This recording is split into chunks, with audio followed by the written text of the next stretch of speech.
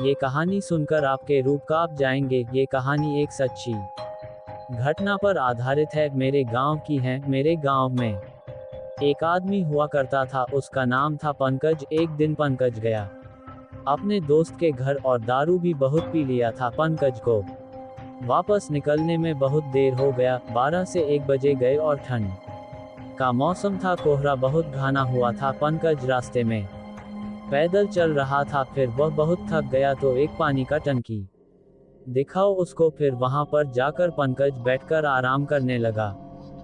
तभी उसकी आंख लग गई वहीं पर और हल्का चक्की लेने लगा। फिर उसको ऐसे लगा कि उसका कोई गला दबा रहा है। फिर वह अचानक से उठकर बैठ और आगे पीछे अगल बगल देखा तो उसको कोई भी नहीं दिखा। फिर दोबारा से उसको महसूस हुआ कि पीछे कोई रो रहा है। फिर वह एक बैग पीछे मुड़कर देखा तो वह एक बच्ची की आवाज थी और वह बच्ची कोई साधारण बच्ची नहीं थी। एक भूतनी की बच्ची थी। उसकी नज़र उसके पैरों पर गई तो उसकी रूह कांप उठी और फिर दोबारा से आगे मुड़कर देखा तो बच्ची की माँ भी थी। उसका भी पर उल्टा ही था। पंकज को लगा कि मैं दारू पी लिया हूँ इसलिए ऐसा हो रहा है। पर तभी अचानक से उसका पैर दोनों पैर पकड़कर खींचने लगे। फिर वह बहुत तेजी से चिल्लाया। पंकज की आवाज वहां पर सुनने वाला कोई भी नहीं था। वह बहुत चिल्लाया और चीखा। फिर पंकज बेहोश हो गया। सुबह जब उसकी आंख खुली तो वह अपने गांव में मिला। प्रिया पूरी कहानी पंकज बता रहा था अपने गांव वालों से। तभी वहां के बुजुर्ग अंकल थे। वह बताने लगे कि वहां पर एक लड़की और उसकी माँ गुफा बनाकर रहते थे जमीन के अंदर, और भूकंप आया। इसकी वजह से उसके नीचे दबकर मर गए। तभी से वहां पर वह दोनों लगते हैं। कोई भी रात में रात जाएगा तो उसको तंग करते हैं।